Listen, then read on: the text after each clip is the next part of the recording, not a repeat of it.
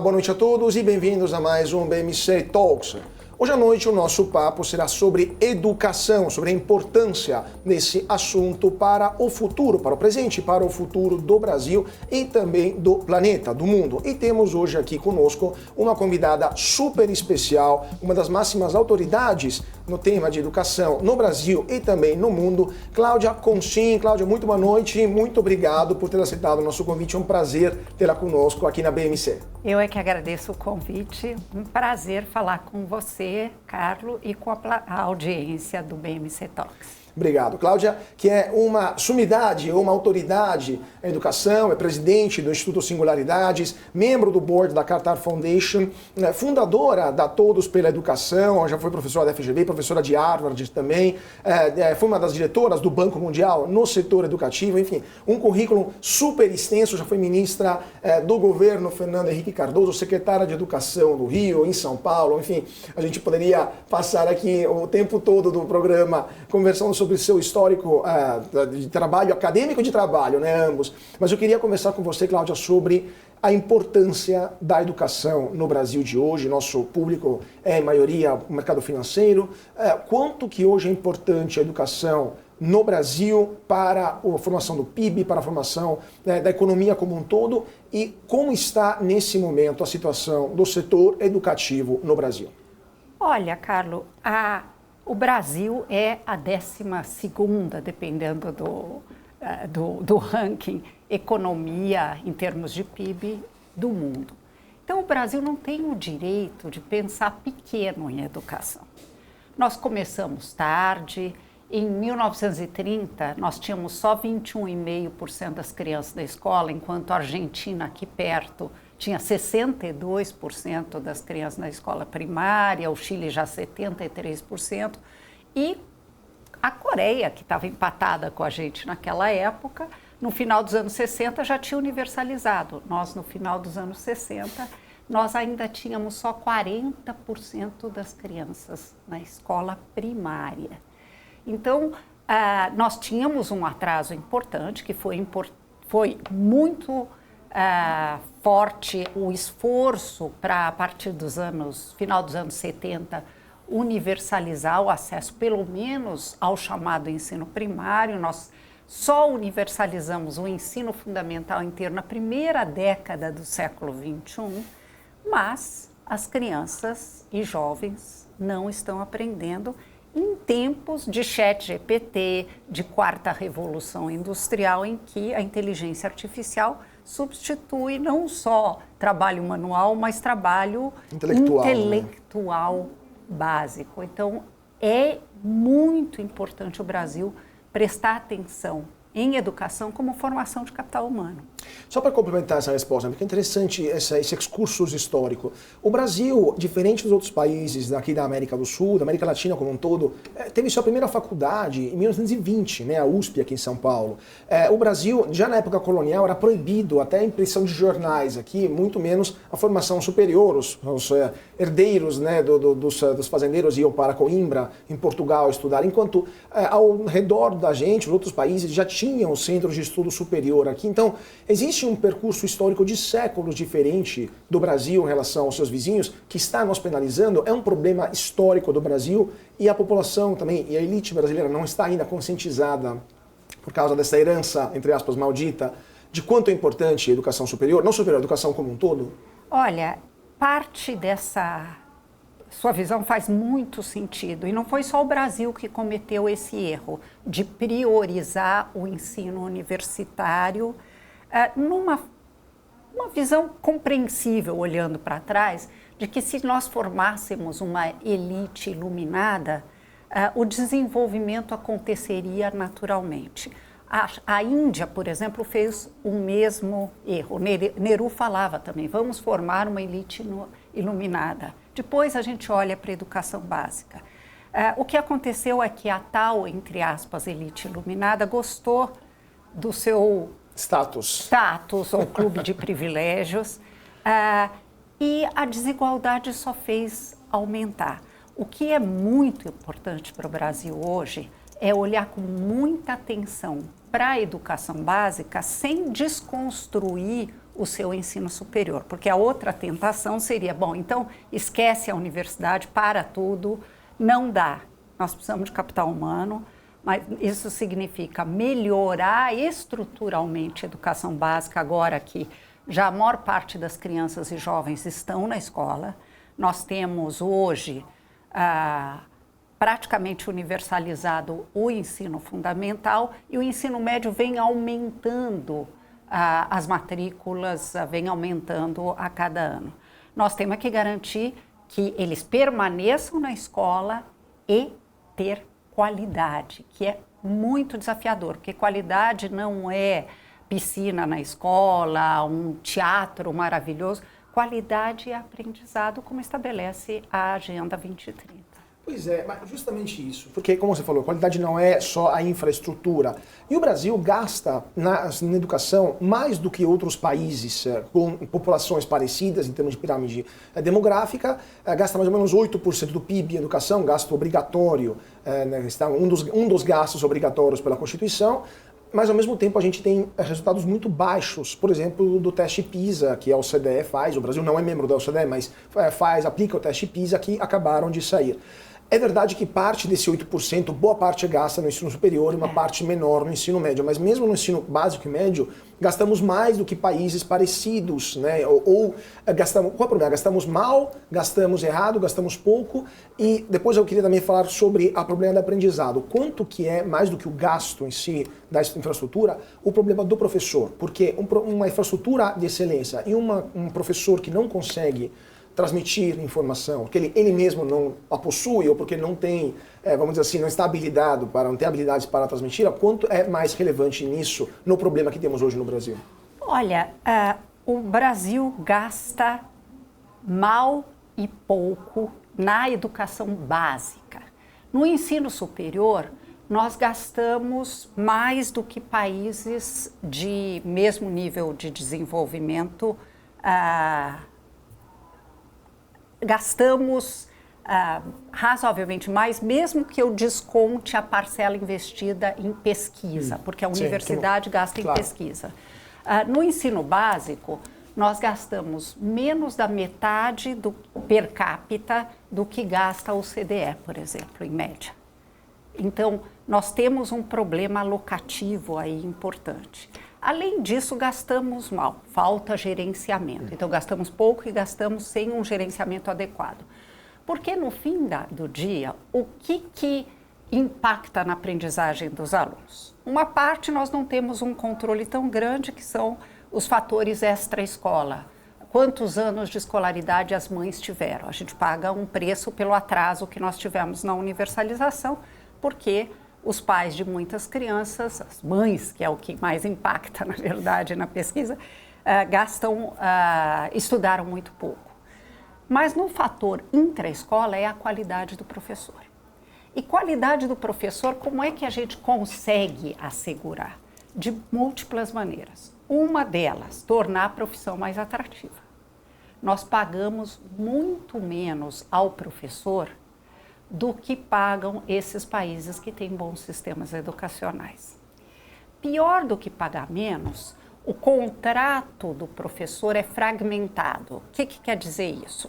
Ele é contratado, especialmente o professor de Fundamental 2 e ensino médio, para 10 horas de aula numa escola, daí no município vizinho, 16 horas, depois à noite. Então, ele gasta o seu tempo se transportando de um lugar para o outro. E ele não, só para pegar uma coisa muito básica, ele não aprende o nome das crianças, claro. Ele não consegue fazer um monitoramento adequado, etc. E tem condições de trabalho ruins. Mas, para além da atratividade da carreira, para poder atrair, reter talento na profissão, nós temos um problema que a formação que o Brasil oferece a esses professores é completamente dissociada da preparação para uma das mais complexas das profissões. A gente faz com os professores, vou fazer uma analogia só para ficar um pouco mais claro, a gente prepara professores quase que só com teoria. seria o equivalente a formar médicos com história da medicina, filosofia da medicina, sociologia da medicina, e depois mandar esse pobre médico iniciante operar o cérebro de um paciente.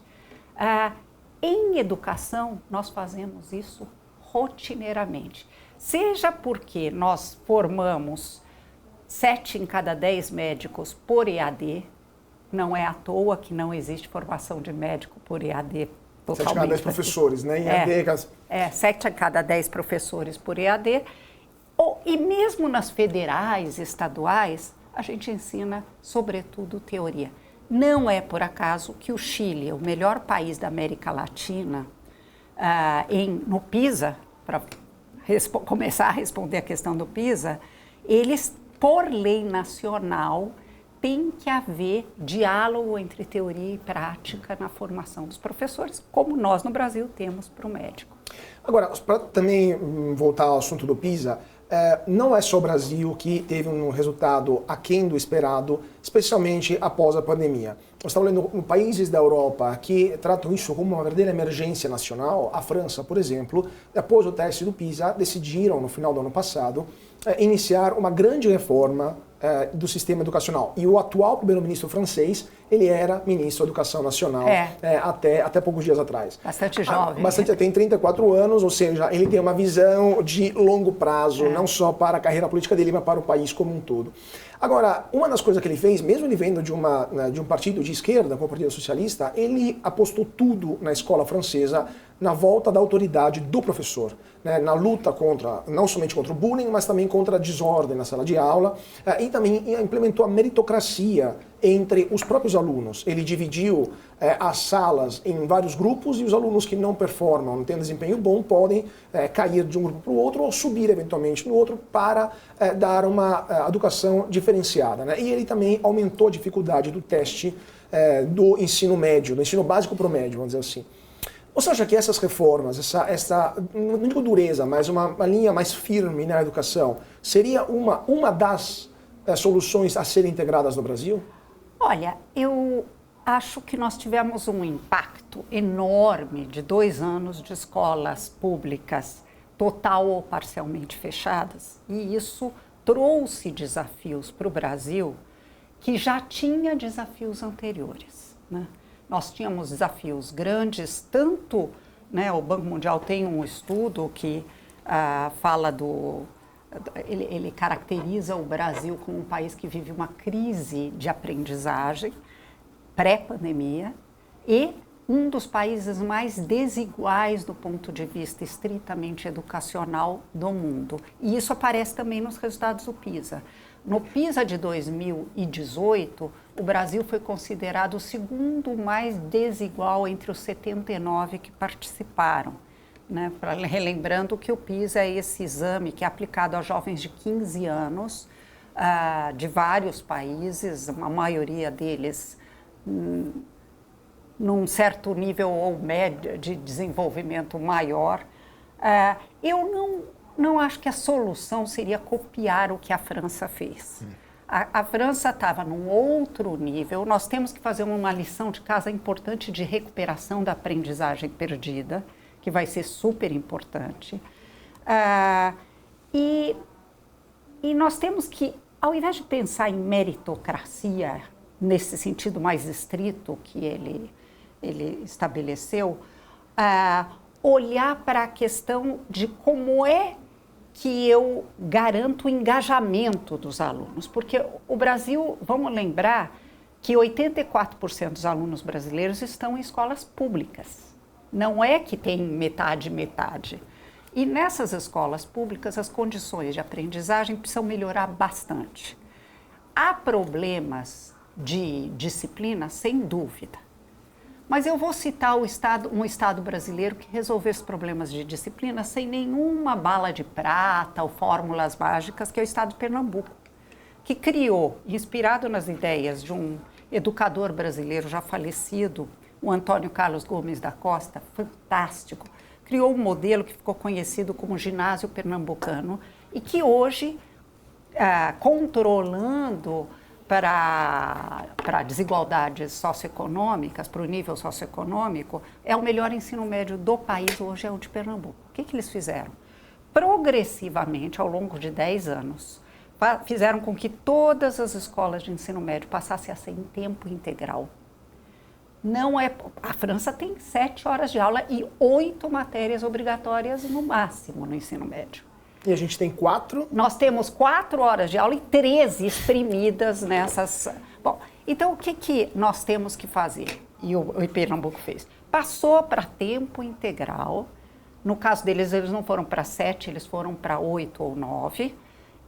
E passaram a trabalhar com o aluno o engajamento. O que é o engajamento? É mostrar para esse aluno que ele é o empreendedor da sua própria vida futura. E que ele tem que se sentir protagonista da sua própria aprendizagem. Não quer dizer, não é só dizer para ele, é ter uma mentoria adequada para que isso aconteça. Resultado prático, eles hoje são o melhor ensino médio do país. Paraíba copiou o que Pernambuco fez, Espírito Santo vem copiando ao longo do tempo, porque senão o impacto fiscal é muito grande. Vem copiando. O próprio estado de São Paulo se inspirou em Pernambuco, embora fez algumas distorções, mas na média copiou para tentar avançar mais. Eu acho que nós temos que investir nisso. Então, existem exemplos virtuosos no Brasil, né? Inclusive, agora me veio à mente uma frase sua de alguma entrevista de alguma semana atrás: não existe país que desenvolveu com apenas 4 horas de aluno em sala de aula, né? Então, só para terminar também esse ponto, precisamos de mais tempo, os alunos que têm que estar mais tempo na sala de aula. E, assim, o número de matérias que eles aprendem é demais, nós deveríamos reduzir e deixar um currículo mais enxuto. E também a questão da federalização da educação. A educação é uma questão ligada, que é de competência dos municípios, né? Lá na Europa é mais centralizado, é o Ministério da Educação que decide e as regiões dos municípios simplesmente aplicam aquilo que é decidido na capital. Teria sido um erro na Constituição de 88 municipalizar a educação básica? Foi um erro? Deveria ser algo mais centralizado, ou pelo menos a nível estadual, se não a nível federal? Olha, vamos falar da Constituição de 88. Na maioria dos países europeus, há um Ministério da Educação e um currículo nacional.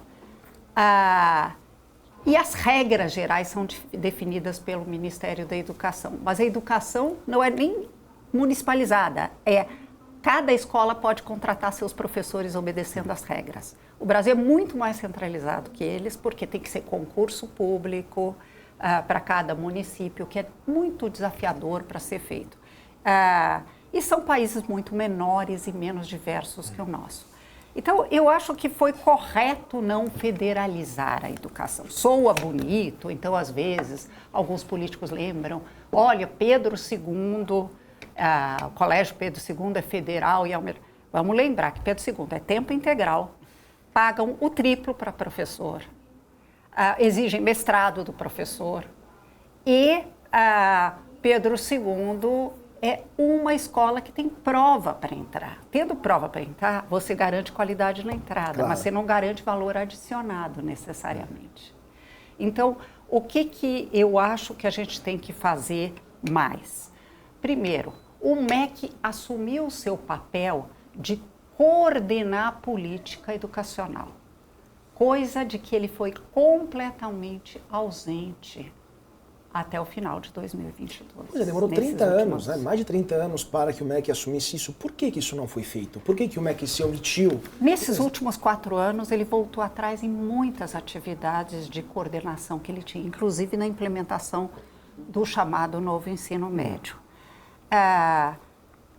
Agora há um esforço para se fazer isso, mas acho que ainda muito lento de coordenar. Mas mais do que isso, nós deveríamos ter, da mesma maneira que nós temos o SUS na saúde, ter um Sistema Nacional de Educação que a Constituição de 88 previa e nunca foi feito.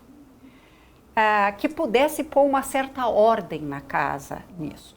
Além disso, há um outro dado virtuoso que eu queria falar do Brasil, que não está universalizado, precisamos avançar muito mais, que é o regime de colaboração que a Constituição de 88 estabeleceu na educação, que os estados deveriam colaborar com seus municípios. Mais de 80% dos municípios brasileiros não tem mais que 4 escolas, então não é que tem uma sede da Secretaria da Educação que pensa em como fazer avaliação. Às vezes é a diretora da escola que tem mais afinidade com o prefeito que vira secretária de Educação. Então, nesse sentido, o Ceará, que é um dos estados mais avançados em ensino fundamental e mais recentemente em médio também, ele é o 3º estado em número de escolas com ensino médio em tempo integral, por exemplo, de boa qualidade, vem evoluindo nos índices educacionais de uma maneira muito importante. O Ceará foi o pioneiro em usar o regime de colaboração. Como?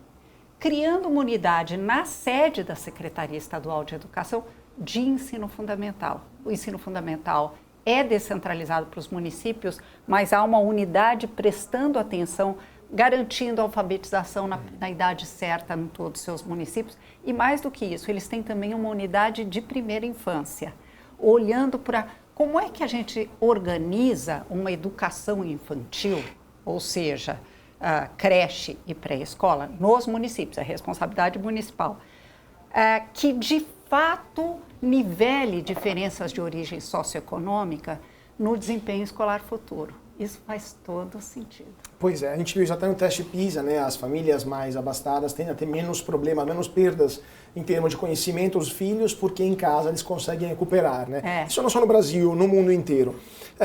Então, voltando só à questão do currículo então, e das horas. Qual é a resistência maior em aumentar o número de horas? É um problema dos sindicatos dos professores? É um problema de falta de recursos nas secretarias municipais e estaduais? É um problema das escolas, da infraestrutura? Porque muitas vezes tem 2 turnos, né?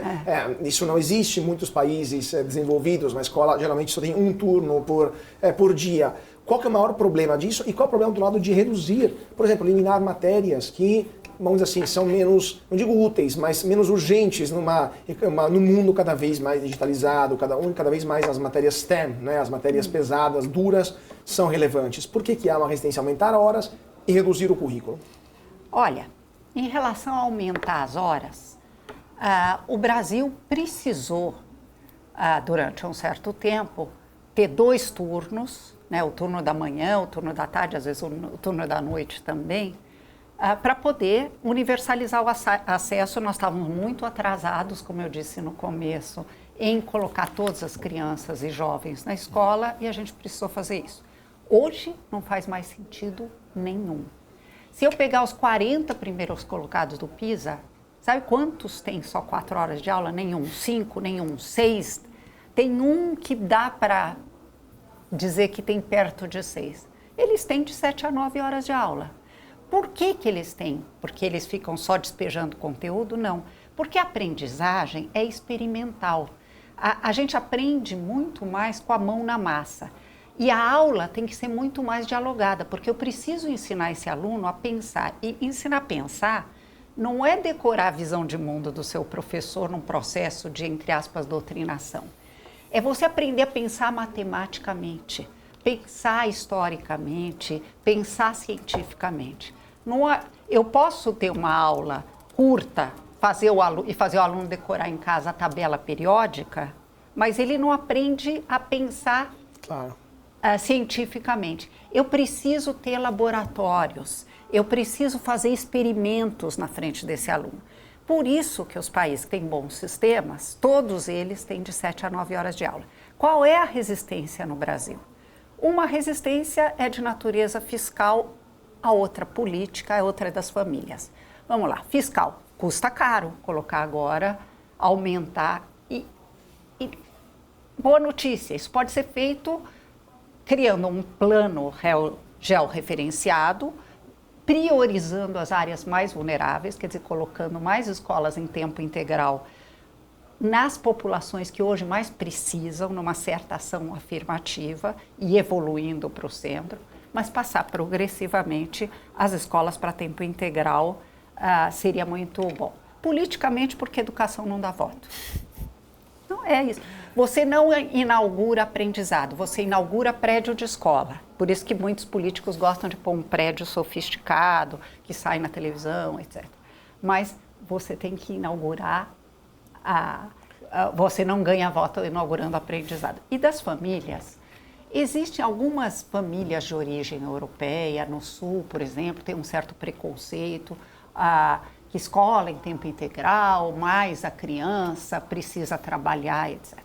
Em tempos em que a gente compete com o ChatGPT, achar que eu boto meu filho para trabalhar, ele vai ser condenado para sempre para ou estar desempregado ou a precarização do trabalho.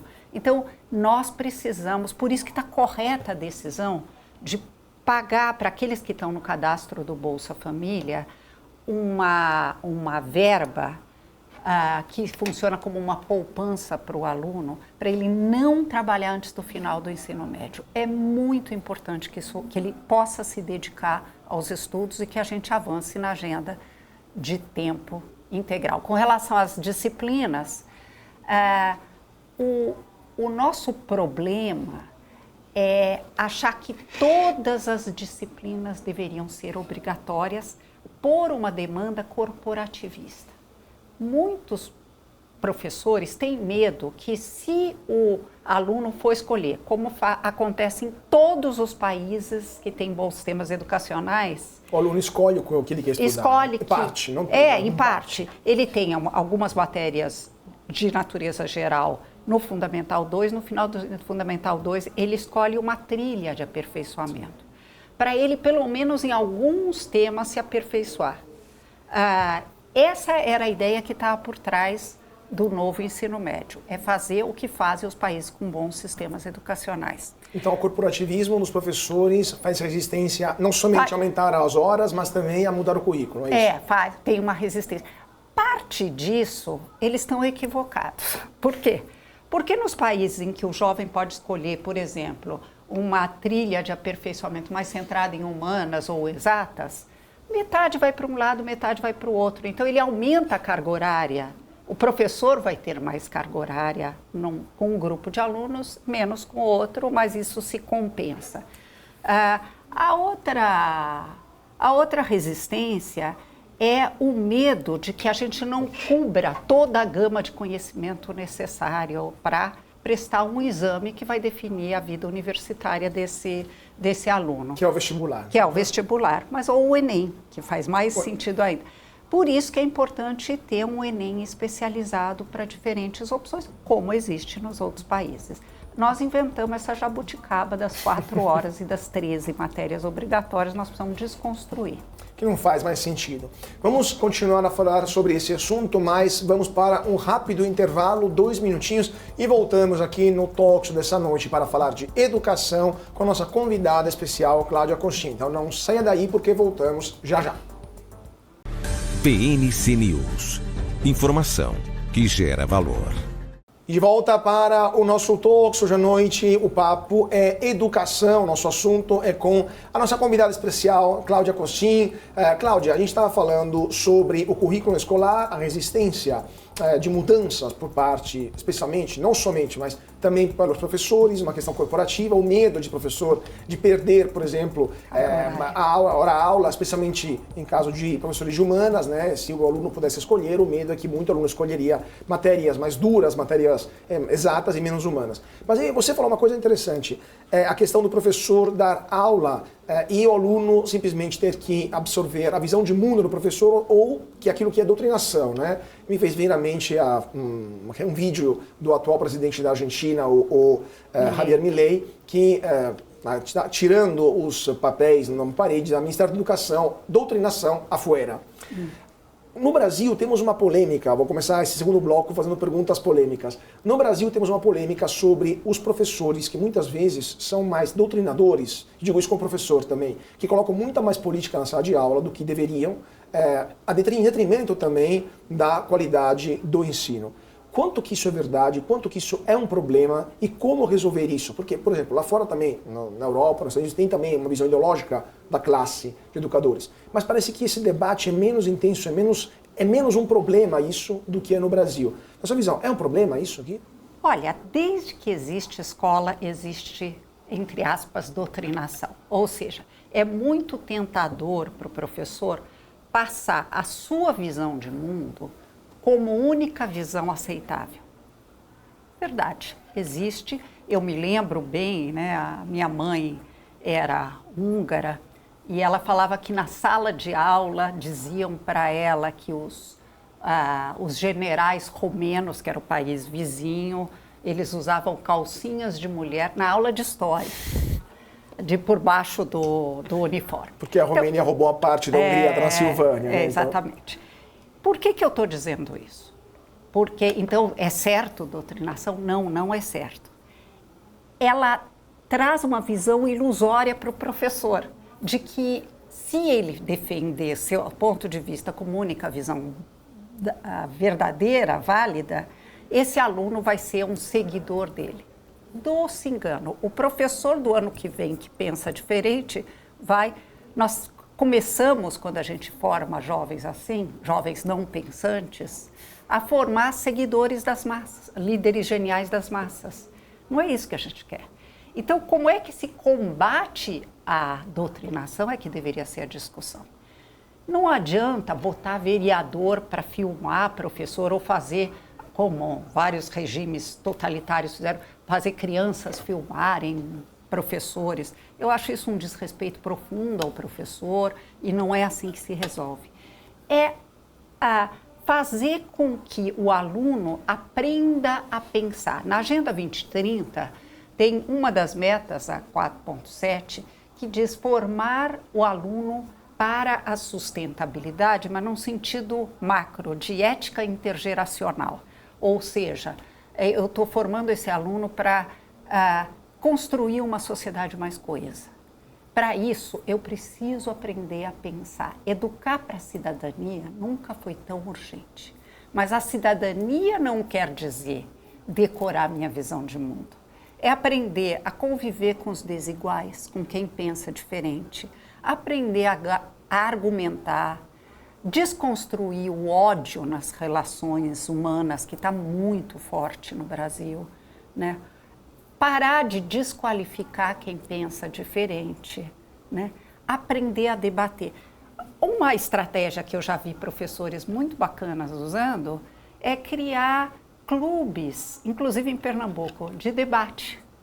Nos Estados Unidos é muito comum isso, né? Tem clubes de debate, né? Liga de debate. Porque você aprende a debater com o outro de forma respeitosa. E você se forma dessa maneira um cidadão que contribui muito mais com a sociedade, porque a educação não é só formar para o mundo do trabalho. Sim, é formar para o mundo do trabalho, mas também formar cidadãos mais aptos. E não é apto um aluno que só aprendeu a seguir líderes geniais e não aprende a pensar sozinho. Formar seres pensantes. Pois é, só para terminar essa sua resposta. No Brasil tivemos há alguns anos uma certa reação por parte de alguns pais mesmo, por causa dessa questão, dessa doutrinação que vem na sala de aula, coisa que não aconteceu em outros países. Por exemplo, fenômenos como escola sem partido, que você citou, que fala para filmar, né, na sala de aula. O que você acha dessa reação? Foi uma reação natural, não foi algo espontâneo, não foi algo que foi dirigido por algum partido político, depois foi sendo apropriado por algumas forças políticas, mas foi um movimento que veio do baixo, né, especialmente de pais. Por que isso aconteceu? Você acha que foi de fato uma reação a um excesso? Hoje não faz mais sentido porque os professores entenderam que não podem ir além, porque muitos professores penalizavam também os alunos nas provas, se eles não seguiam, inclusive a gente viu em vários Enems, o Enem desse ano, com perguntas contra o setor do agronegócio, por exemplo, com perguntas já ideologicamente, vamos dizer assim, posicionadas, né? E as respostas por consequência. Isso está mudando ou ainda é um percurso em transição, esse fim dessa tentativa de doutrinar os alunos desde pequenos? Olha, como eu disse, a tentativa de doutrinar desde pequeno existiu. No meu tempo, tinha aula de educação moral e cívica, que a ideia não é ruim de existir educação cívica. Ao contrário, muitos países têm educação cívica. Mas era um conjunto... Que não são ditaduras, no caso. Era um conjunto de mantras que a gente decorava e devolvia numa prova. Isso é doutrinação, porque eram mantras muito prefixados. Então é o seguinte, existe um processo de conscientização da sociedade que isso não é certo. Não é certo até porque não funciona.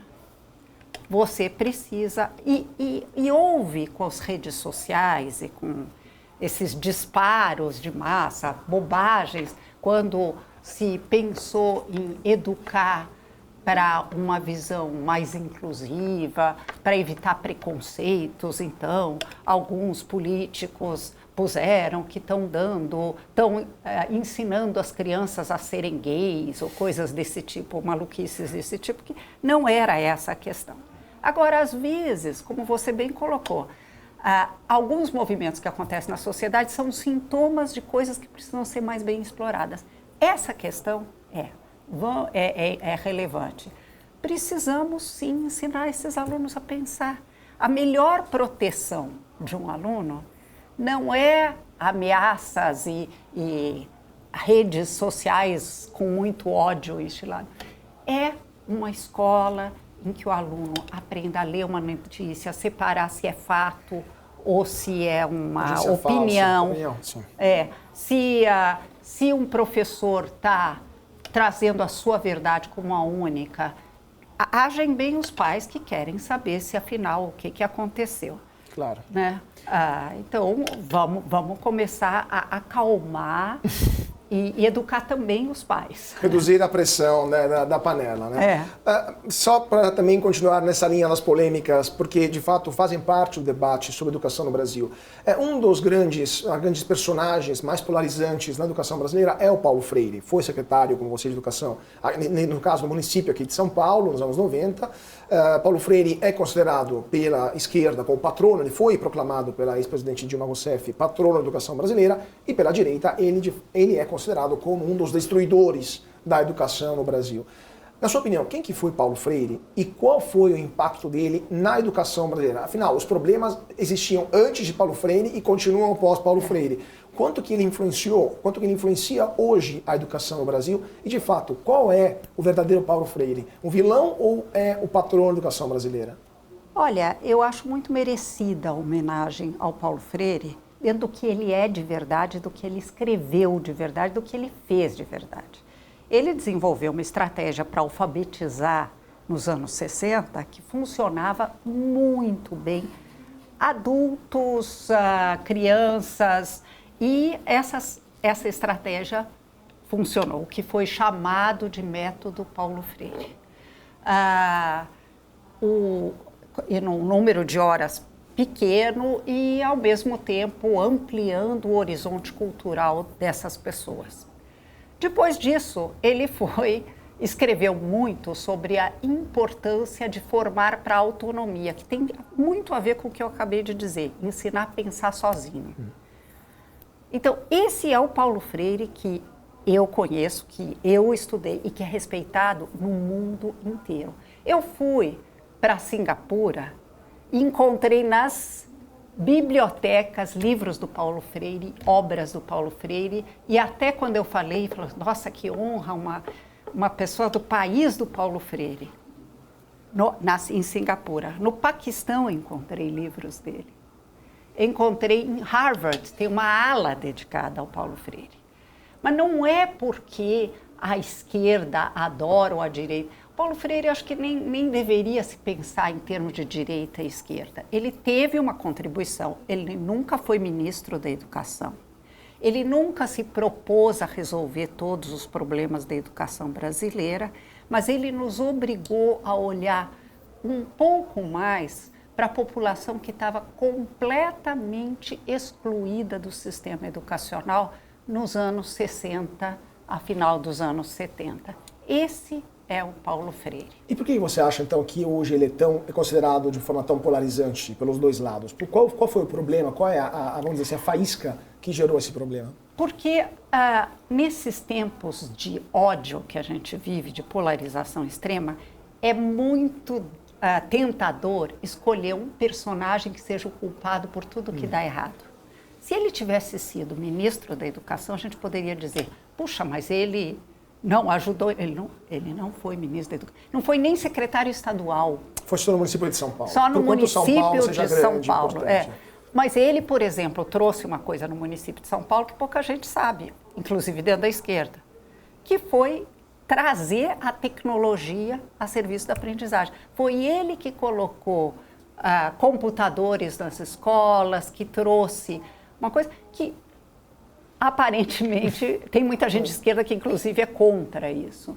Então, eu acho que é mais uma dessas, por um lado, balas de prata ou pessoas que possam ser odiadas ou endeusadas. Símbolos, né? Sim, Agora, você é professora de Harvard, agora a gente estava falando dessa polarização, desse ódio, não somente na sociedade brasileira, mas a polarização é um fenômeno internacional. Os Estados Unidos vivem uma polarização até pior em muitos aspectos do que o Brasil, e recentemente houve, após os ataques do 7 de outubro em Israel, uma audiência no Senado, no Senado americano, na Câmara dos Deputados americana, onde a reitora de Harvard se recusou a dizer que o antissemitismo e pedir que a morte de judeus seja algo contra as regras da faculdade que ela preside. Ela perdeu o cargo. Não só ela, como a reitora do MIT e da UPenn, uma já se demitiu, a outra está em processo também de deixar o cargo.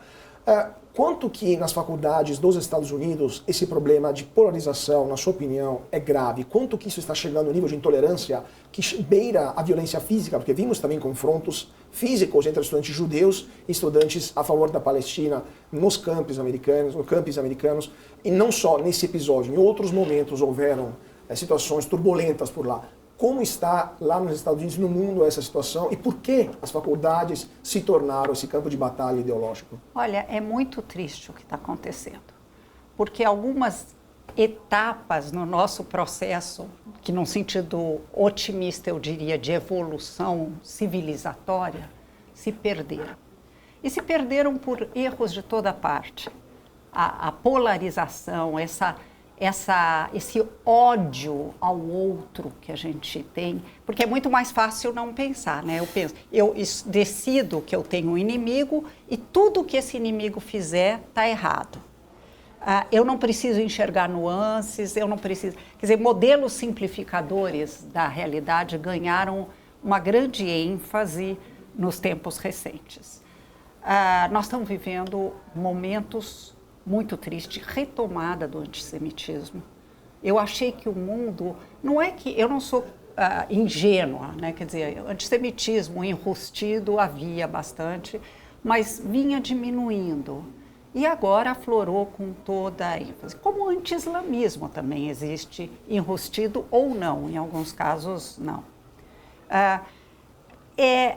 A universidade tem sido um campo de batalha entre essas visões de mundo que estão presentes na sociedade em geral. Da mesma maneira que na escola também se fazem, quer dizer, o que aconteceu no Brasil quando houve as eleições, em que crianças de 6, 7 anos, lá em Porto Alegre, começaram a bater em outras crianças porque os pais votavam em outros candidatos. Isso vem acontecendo nas universidades também. Nós precisamos, e aí é uma questão civilizatória mesmo, nós precisamos aprender a desconstruir os preconceitos e, ao mesmo tempo, aprender a conversar com quem pensa diferente. Eu tenho a impressão que esses reitores também estão perdidos um pouco no como lidar com essa situação. Eu li a fala o artigo dela, né? Não só o artigo, mas o que ela falou na audiência. Havia uma grande insegurança, porque quem gerencia universidades hoje está muito perdido no que fazer com relação a essa agenda toda. Pois é, na sua opinião, a reação assim, mais correta seria proibir, aplicar a lei, de fato, proibir manifestações de ódio ou de agressões verbais ou de incitação a crime, porque ali foi uma incitação a crime, massacre de judeus, incentivar, né, ou chamar para o massacre de judeus dentro de um campus, numa faculdade, é um crime, porque é um lugar público e deveria ser punido. Na sua opinião, é aplicar regras duras contra esses excessos, no caso do antissemitismo ou anti-islã também, ou qualquer tipo de violência verbal ou física, e como evitar que isso se torne uma forma de censura também, no lugar que deveria ser o templo das ideias. Então, como lidar nesse... Olha, eu sou a favor de responsabilizar as pessoas adultas pelo que elas dizem. Quer dizer, se eu chego agora e te ofendo tua honra, ou digo uma inverdade a teu respeito publicamente, eu tenho que ser responsabilizada. Existe lei para isso, e eu acho que isso não é censura. Não é censura no sentido como uma instituição antidemocrática. Nós temos visto, eu escrevo todo dia sobre educação no Twitter e a gente vê coisas horrorosas sendo ditas dos dois lados e que deveriam sim sofrer sanções. Dentro de uma universidade, isso também deve acontecer. Pessoas que incitam a crime de ódio têm que ser punidas. É diferente de, por exemplo, na educação de crianças e adolescentes, que é uma oportunidade educativa em que, em vez de expulsar uma criança de 8 anos que agride outra, até porque na escola pública nem cabe expulsar, porque ela vai ser simplesmente deslocada para outra. E ela não tem responsabilidade. Eu usar um termo que eu gosto muito, que é justiça restaurativa. O que é justiça restaurativa? É eu fazer com que essa criança ou jovem possa reconstruir a injustiça que ela fez. Então, na mediação de conflitos, eu ensinar essa criança a desfazer o mal que ela fez. Há muitas técnicas para isso. O Ministério Público vem trabalhando, o próprio CNJ vem trabalhando com essas questões. Nós temos que avançar mais rápido nisso. E também, sempre sobre essa linha da polarização nas faculdades. Nos Estados Unidos em particular, mas agora aqui no Brasil também, há em várias ocasiões manifestações por parte de alunos, mas também de professores, contra a inclusão nos currícula de alguns autores ou algumas temáticas que são consideradas como racistas, xenófobas, etc. Especialmente isso nos Estados Unidos por parte do movimento negro, que chegou até a pedir a proibição de autores clássicos da filosofia, como Aristóteles, porque tinha escravos, né? Só que não eram escravos africanos, no caso dele, mas tudo bem. Mas como que aqui no Brasil também estamos chegando a algo parecido, não chega a ser uma caricatura como está sendo nos Estados Unidos, mas qual a sua opinião sobre isso? Esse pedido de censura que vem dos próprios alunos de autores consagrados e que obviamente devem ser contextualizados, ou a eliminação de estátuas, por exemplo, ou a renomeação de locais públicos, porque, por exemplo, Thomas Jefferson tinha escravos, então ele não pode ter um nome ou uma estátua numa faculdade. Qual é a sua opinião sobre essa cultura do cancelamento? Então, vamos lá. De novo, há nuances nisso. E é importante, por um lado, usar esses autores consagrados que tiveram posições ou tinham à época posições equivocadas como uma oportunidade educacional, né? Ou seja, não proibi-los. Vamos pegar Monteiro Lobato. Na segunda década do século XXI veio uma tendência, vamos tirar o Monteiro Lobato das escolas brasileiras. Grave erro, é um autor nacional fantástico. O que precisa é o professor contextualizar e explicar do que se trata. Agora, com adultos, tirar textos desses, a não ser que esse texto fomente ódio racial. Exemplo, Mein Kampf do Hitler, que está incitando ódio. Eu sou a favor de tirar o Hitler. Mas esse é já proibido, né? Por várias legislações. Mas os outros... Sim. Agora, com relação especificamente às estátuas. Eu me lembro que quando caiu o muro, na União Soviética, na então União Soviética, houve uma tendência de derrubar estátuas, inclusive de grandes escritores russos, inclusive o Pushkin.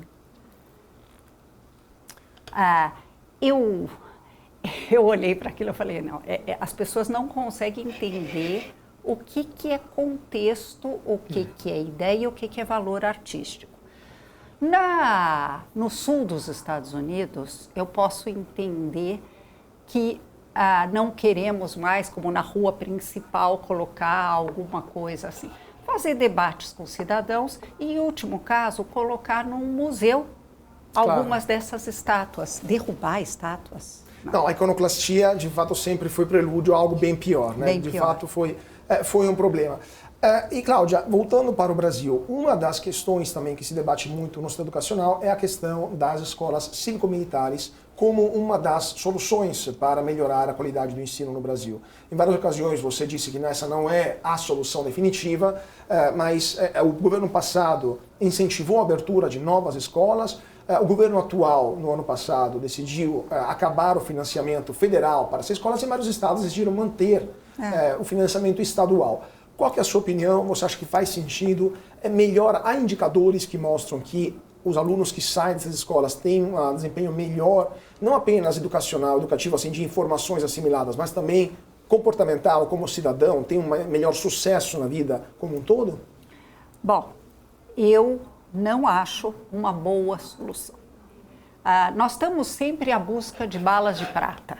Não é uma bala de prata. Por que eu não acho uma boa solução?